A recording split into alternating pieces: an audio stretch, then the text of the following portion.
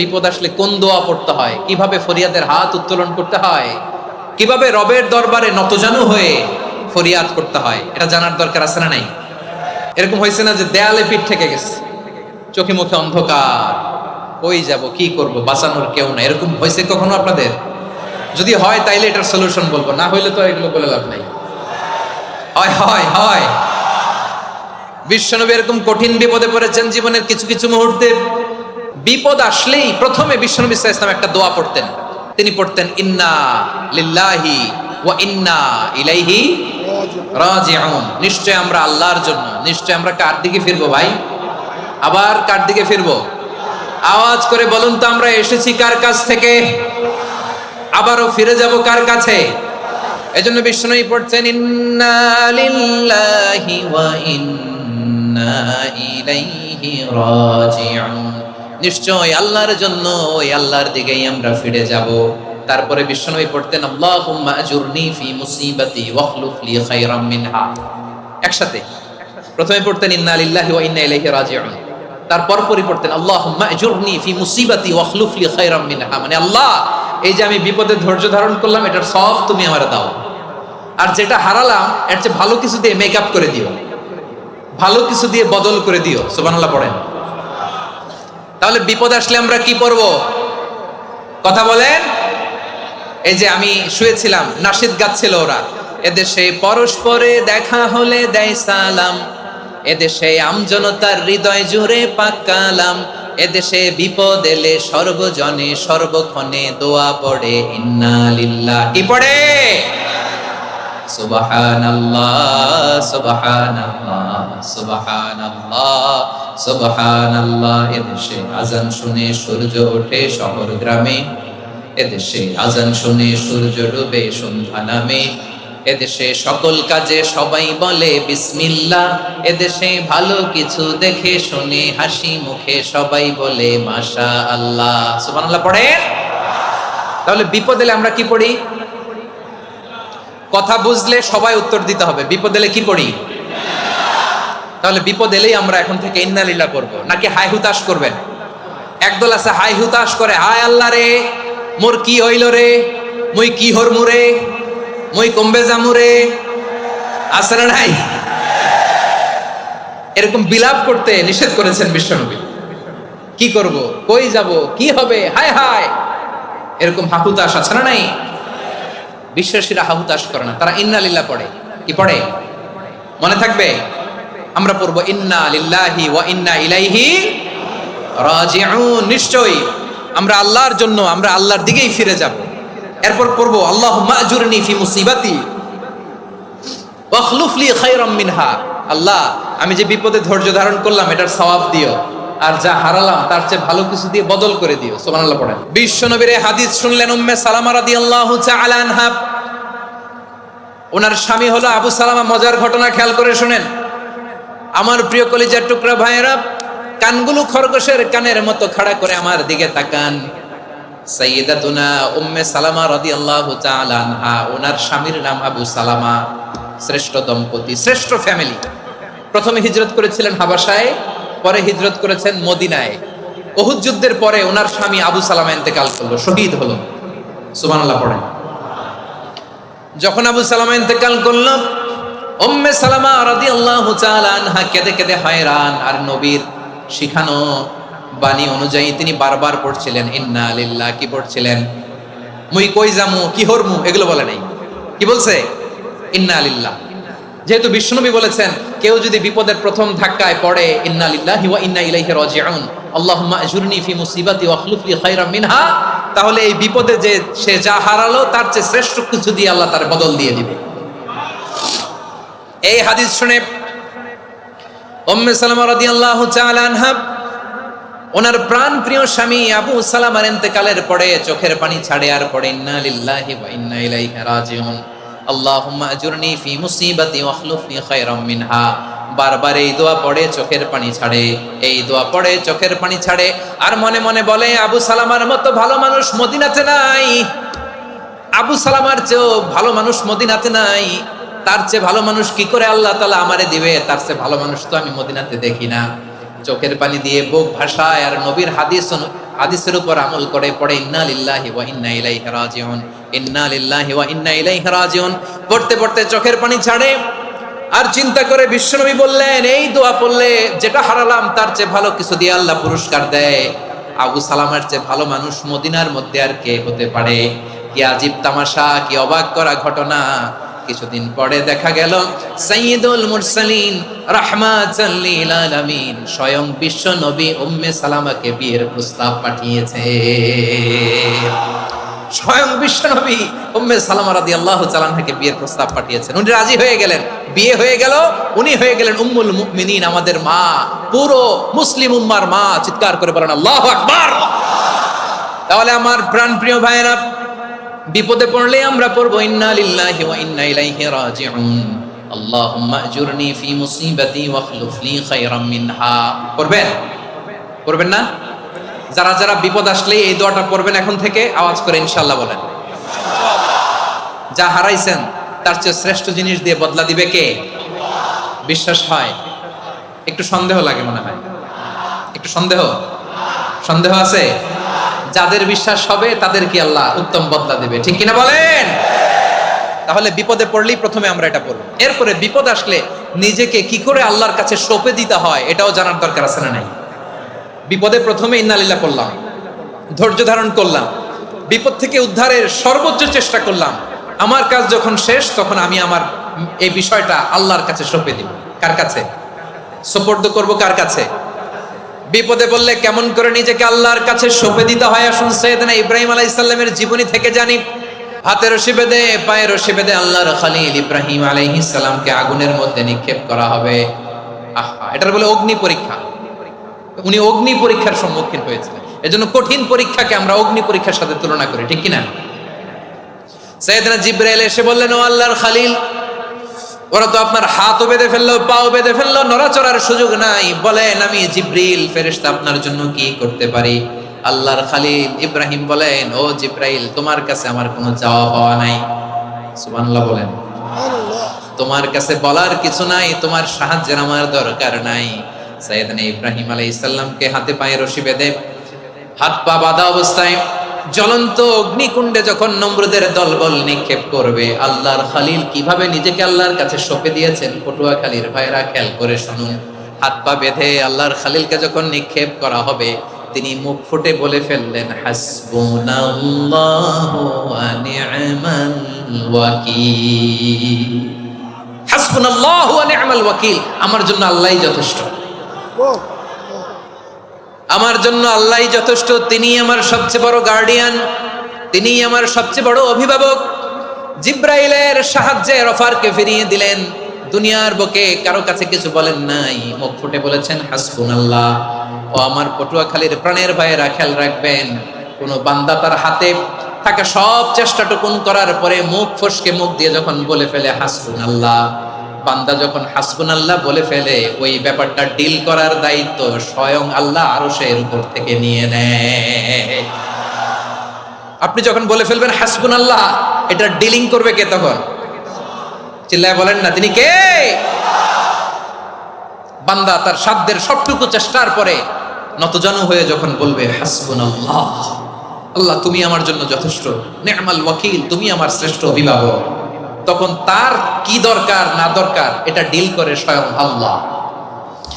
নিক্ষেপ করা হলো সাইয়েদনা ইব্রাহিমকে অগ্নিকুণ্ডলিতে। হাজার হাজার মানুষের দৃশ্য দেখার জন্য জড়ো হয়েছে এরকম বিশাল ময়দানে। কিন্তু কি অবাক করা ঘটনা, সবাই ভয় পাচ্ছিল, না জানে কি হয়ে যায়। আল্লাহর খলিলকে যখন আগুনের কুণ্ডলিতে নিক্ষেপ করা হয়, আল্লাহর খলিল ইব্রাহিম আগুনের কুণ্ডলের মধ্যে বসে বসে মানুষগুলোর দিকে তাকিয়ে হাসতে শুরু করে দেয়। কারণ আকাশ থেকে রব্বুল আলামিন স্পেশাল ভার্ডিক্ট নাজিল করেছেন, স্পেশাল হুকুম জারি করেছেন, কুল্লা ইয়া নারু কুনি বারদান ওয়া সালামান আলা ইব্রাহিম। ও আগুন, খবরদার, সৃষ্টি শুরু থেকে তোকে একটা ধর্ম আমি বাতলে দিয়েছিলাম। তোর ধর্ম, আগুনের ধর্ম হলো যা পাবে জ্বালিয়ে সারখার করবে। আল্লাহ বলল, আগুন তোর ধর্ম দিয়েছিলাম তুই সব জ্বালিয়ে পুড়িয়ে ছারখার করে দিবি, কিন্তু ক্ষণিকের জন্য আমি তোর জ্বালিয়ে দেওয়ার ক্ষমতাটাকে কেড়ে নিলাম, জ্বালিয়ে ভস্ম করে দেওয়ার ক্ষমতা আমি কেড়ে নিলাম। কুনি বারদান, ঠান্ডা হয়ে যা, কিন্তু এত বেশি ঠান্ডা হবি না আবার আমার ইব্রাহিমের জন্য সর্দি লেগে না যায়। সুবহানাল্লাহ, এত আসতে বললে হবে? কুনি বারদান, বারদ মানে বরফ, ঠান্ডা, ঠান্ডা হ, কিন্তু এত ঠান্ডা হবি না যাতে আমার ইব্রাহিমের কষ্ট হয়। আগুন বলে, আল্লাহ একবার বললাম ঠান্ডা হ, আবার বলো এত ঠান্ডা হবি না যাতে খালিলের সর্দি না লাগে। কেমন ঠান্ডা হব, কেমন এনভায়রনমেন্ট তৈরি করে দেব বলো? আল্লাহ বললেন, সালামান আলা ইব্রাহিম, আমার খলিল, আমার কলিজা, আমার ইব্রাহিমের জন্য তুই জান্নাতের গুল বাগিচা হয়ে যা। ও ভাই, নবী মুসার মতো ঈমান হলে রাস্তা হবে সাগর জলে, নবী ইউসুফের মতন ঈমান হলে একে একে দরজা খোলে। নবী ইব্রাহিমের মতন ঈমান যদি আজও থাকে বিদ্যমান, অগ্নিকুণ্ডে দেখতে পাবে খুবসুরত এক ফুল ভাগা। কুলনা ইয়া নারু কুনি বারদান ওয়া সালামান আলা ইব্রাহিম। বান্দা যখন মুখ দিয়ে বলে হাসবুনাল্লাহ, আমার আল্লাহ আমার জন্য যথেষ্ট, এই বলে যখন নিজেকে সঁপে দেয়, তার কি লাগবে ওই দায়িত্ব স্বয়ং নিয়ে নেয় কে? সবাই বলেন, স্বয়ং নিয়ে নেয় কে? তাহলে আমার প্রিয় ভাইরা, বিপদের শুরুতেই আমরা বলবো ইন্না লিল্লাহ। শুরুতে কি বলবো? এরপরে যেই বাক্যটা পড়ে নিজের পরিস্থিতিকে আল্লাহর দরবারে সঁপে দিব, সেটা হচ্ছে হাসবুনাল্লাহ। সেটা কি? বিষ্ণু বলেন, লা ইয়াজালু লিসানুকা রাতাবান মিন যিকরিল্লাহ, সব সময় আল্লাহর স্মরণ দিয়ে, জিকির দিয়ে জিহ্বাটারে সিক্ত রাখো। আর শয়তানু জাসিমুন আলা কলবি ইবনে আদম, শয়তান বনি আদমের কলবে খামচি মেরে বসে থাকে। ফাইদা যাকারাল্লাহ খানাসা, মানুষ যখন আল্লাহর স্মরণ করে, জিকির করে, শয়তান দৌড়ে পালায়। ওয়া ইদা গাফালা ওয়াসওয়াসা, যখনই বনি আদম গাফেল হয় তখনই শয়তান তার হৃদয়ে ওয়াসওয়াসা দেয়। এজন্য বিপদে পড়লে ইন্না লিল্লাহ, নিজের সব টুকুন করার পরে, নিজের রোল প্লে করার পরে নিজেকে আমরা কি বলে সঁপে দিব? সবাই বলেন, সবাই বলতে হবে, আরো জোরে বলে, মনে থাকবে? বিপদে পড়লে প্রথমে ইন্না লিল্লাহ, এরপরে নিজেকে যখন সঁপে দিব তখন হাসবুনাল্লাহ। এরপরে কঠিন বিপদে যখন বিশ্বনবী পড়তেন তখন কি করতেন? এমন বিপদ মাঝে মাঝে হয় না, দেয়ালে পিঠ থেকে যায়, চোখে মুখে অন্ধকার, কি করব দিশা খুঁজে পাই না, এরকম হয় কখনো? হ্যাঁ, আপনাদের হয়? হয় না? তো জান্নাতে আছেন আপনারা। হয় হয়, এরকম হয়েছে না যে দেয়ালে পিঠ থেকে গেছে, চোখে মুখে অন্ধকার, কই যাব, কি করব, বাঁচানোর কেউ না, এরকম হয়েছে কখনো আপনাদের? যদি হয় তাইলে এটার সলিউশন বলবো, না হইলে তো এগুলো বলে লাভ নাই। হয় হয় হয়। বিশ্বনবী এরকম কঠিন বিপদে পড়েছেন জীবনের কিছু কিছু মুহূর্তে।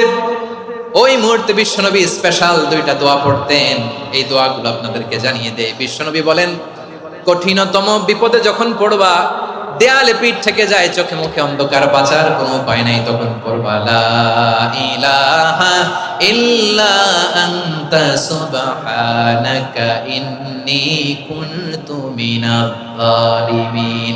আল্লাহ, তুমি ছাড়া কোনো ইলাহ নাই, তুমি পবিত্র, নিশ্চয় আমি জালিমদের অন্তর্ভুক্ত। সুবহানাল্লাহ বলেন।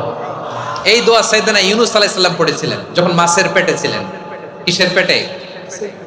এবং অনেক মুফাসসিরিন ইকরাম বলেছেন, অনেক আহলুল ইলমরা বলেছেন, এটা হচ্ছে ইসমে আজম। ইসমে আজম এমন দোয়া যেটা দিয়ে দোয়া করলে আল্লাহ দোয়া কবুল করে, কিন্তু এটা কোনটা, এটা নিয়ে ইখতিলাফ আছে। কোন কোন আহলুল ইলম বলেন এই লা ইলাহা ইল্লা আনতা সুবহানাকা ইন্নী কুনতু মিনাজ জালিমিন, এটা হচ্ছে ইসমে আজম। বিপদে পড়লে এই দোয়া পড়তে হয়, লা ইলাহা ইল্লা আনতা সুবহানাকা ইন্নী কুনতু মিনাজ জালিমিন। এটা পড়বেন আপনারা।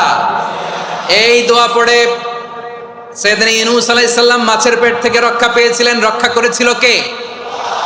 তুমি ইউনূস নবীরে যখন খাইলো মাছেতে গিলিয়া, ফেরেশতা পাঠাইয়া দিলে ইসমে আজম দিয়া, প্রাণে ছিল যাহার ভয় সেথা পাইল আশ্রয়, প্রাণে ছিল যাহার ভয় সেথা পাইল আশ্রয়, মাছের পেট হতে সে যে পেল পরিত্রাণ, আল্লাহু আল্লাহু তুমি জাল্লে জালালুহু, শেষ করা তো যায় না গে তোমার গুণগান। আল্লাহু আল্লাহু, সুবহানাল্লাহ পড়ে। লা ইলাহা ইল্লা আনতা সুবহানাকা ইন্নী কুনতু মিনাজ জালিমিন। বিষ্ণুই বললেন, দেয়ালে পিঠ থেকে গেলে, চোখে মুখে অন্ধকার, বাঁচার কোনো উপায় নাই, তখন এই দোয়াটা পড়তে হবে। এই দোয়া পড়ে আল্লাহর কাছে ফরিয়াদ করলে বিপদ মুক্ত করবেন কে? এই দোয়াটা আল্লাহর কাছে এত পছন্দনীয় কারণ এই দোয়ার প্রথম অংশে আছে তাওহীদ, আল্লাহর একত্ববাদের ঘোষণা। লা ইলাহা ইল্লা আনতা, ও আল্লাহ আপনি ছাড়া কোনো ইলাহ নাই, উপাস্য নাই। একথা বললে আল্লাহ বড্ড খুশি হয়ে যায়, সুবহানাল্লাহ পড়েন। এই দোয়ার দ্বিতীয় অংশে আছে তাসবিহ, মানে আল্লাহর প্রশংসা, প্রশংসা সূচক বাণী।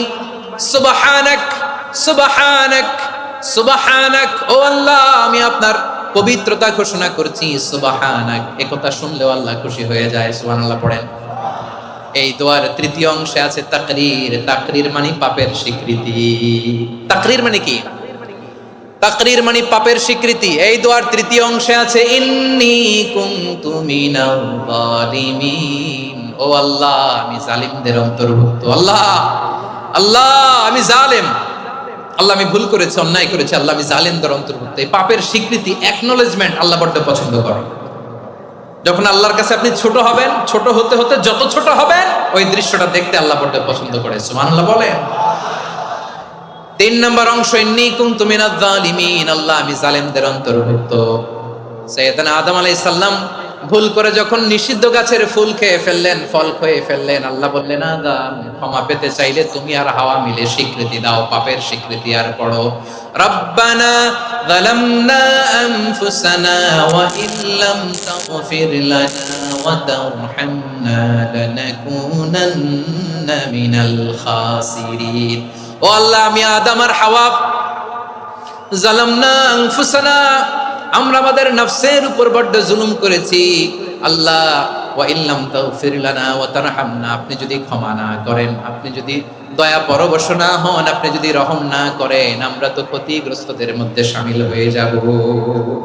এই দোয়া করার সাথে সাথে সাইয়েদনা আদম আর হাওয়া আলাইহিস সালামকে ক্ষমা করে দিলেন কে? তাহলে প্রিয় ভাইয়েরা, বিপদে পড়লেই প্রথমে কি পড়বেন? পটুয়াখালী ভুইলা গেছে। বিপদে পড়লেই প্রথমে ইন্না লিল্লাহ কি বলে নিজেকে আল্লাহর কাছে সঁপে দিতে হয়? হাসবুনাল্লাহ। চরম বিপদে দেয়ালে পিঠ থেকে গেছে, তখন লা ইলাহা ইল্লা আনতা সুবহানাকা ইন্নী কুনতু মিনাজ জালিমিন। এরপরে লা ইলাহা ইল্লাল্লাহুল আযীমুল হালিম, এই দোয়া। আকস্মিক বিপদ, হঠাৎ যেন কোনো বিপদ আমাকে পেয়ে না বসে, এটার জন্য বিসমিল্লাহিল্লাযী লা ইয়াদুররু মা ইসমিহি শাইউন ফিল আরদি ওয়ালা ফিস সামাই ওয়া হুয়াস সামিউল আলীম। সকালে 3 বার, রাতে 3 বার। আর মারাত্মক tension, hyper tension, anxiety, depression থেকে বাঁচার জন্য 2 দোয়া, ইয়া হাইয়্যু ইয়া কাইয়্যুম, ইয়া হাইয়্যু ইয়া কাইয়্যুম, মনে থাকবে? আর আল্লাহুম্মা ইন্নী আবদুক, এই দোয়া। ঋণ থেকে বাঁচার জন্য 2 দোয়া, আল্লাহুম্মা ইন্নী আউযু বিকা মিনাল হাম্মি ওয়াল হাযান, এটা। আর আল্লাহুম্মা কফিনি বিহালালিকা আন হারামিকা ওয়া আগনিনি বিফাদলিকা আম্মান সিওয়াক। আর সব সময় পড়ার জন্য একটা আমল দিয়ে যাই, উঠতে বসতে, অফিসে যাচ্ছেন, অফিস থেকে ফিরতেছেন, বসে আছেন, শুয়ে আছেন, ছোট্ট এক শব্দে আমরা যেন বেশি বেশি পড়ি আস্তাগফিরুল্লাহ। আওয়াজ করে আমার সাথে পড়ুন আস্তাগফিরুল্লাহ, আবার পড়ুন আস্তাগফিরুল্লাহ।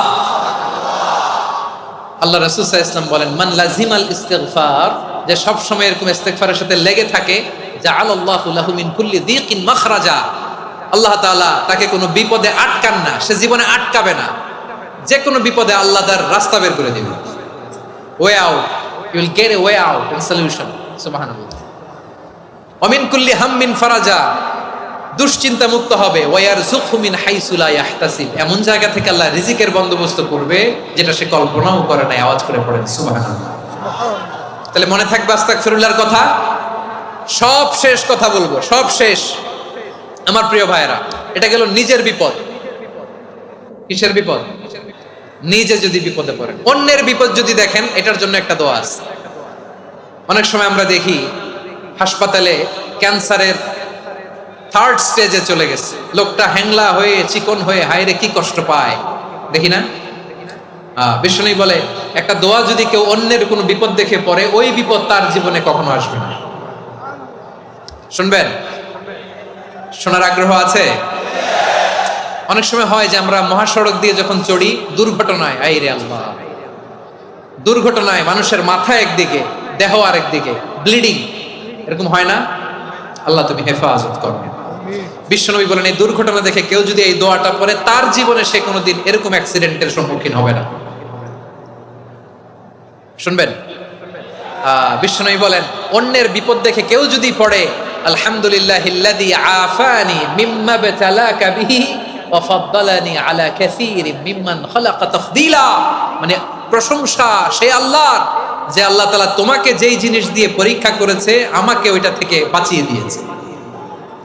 তোমাকে আল্লাহ যেই বিপদে ফেলেছে, আমাকে ওই বিপদ থেকে তিনি মুক্ত রেখেছে, আর তার অনেক সৃষ্টির উপর আমাকে তিনি প্রাধান্য দিয়েছে। সুবহানাল্লাহ পড়েন। যে কোনো বিপদ, কারো ক্যান্সার দেখে যদি এই দোয়াটা আপনি বিশ্বাসের সাথে পড়েন, জীবনে কোনোদিন ক্যান্সার রোগে আক্রান্ত হবেন না। দুর্ঘটনা দেখে যদি পড়েন, ওই দুর্ঘটনা আপনাকে স্পর্শ করবে না। যে কোনো কারো বিপদ দেখে যদি কোনো বিশ্বাসী বান্দা এই দোয়া পড়ে, বিশ্বনবী বলেন লাম ইউসিবহু যালিকাল বালা, ওই বিপদ তাকে আর ধরবে না। উফিয়া মিনহু মিন যালিকাল বালা কাইনাম মা কান, সে যতদিন হায়াত পাবে কোনোদিন ওই বিপদ তাকে স্পর্শ করবে না। এই দোয়াটা পড়তে রাজি আছেন আমার প্রিয় ভাইরা? তাহলে পুরো আলোচনার সেন্ট্রাল থিম হচ্ছে আমাদের জীবনে বিপদ আসবে, কষ্ট আসবে, দুঃখ আসবে, কিন্তু বিপদে আপদে আমরা হাল ছেড়ে দিব না, হতাশ হব না। মুমিন হতাশ হয় না, নিরাশ হয় না, হাল ছেড়ে দেয় না। মুমিন ভরসা রাখে একজনের উপর। আওয়াজ করে বলুন, তিনি কে? বিপদে পড়লে আমাদেরকে উদ্ধার করে কে? আবার আমাদেরকে যদি কোনো নেয়ামত আল্লাহ দিতে চান, ওইটা কেড়ে নেওয়ার ক্ষমতা কারো আছে? তাহলে আমরা কানেক্টিভিটি বাড়াবো কার সাথে? আমাদের প্রার্থনার ফরিয়াদের হাত তুলবো কার কাছে? রাজি আছেন পটুয়াখালীর ভাইয়েরা? মনে থাকবে কথাগুলো। আল্লাহ তাআলা আমাদের সবাইকে কথাগুলো বোঝার ও আমল করার তৌফিক দান করুন।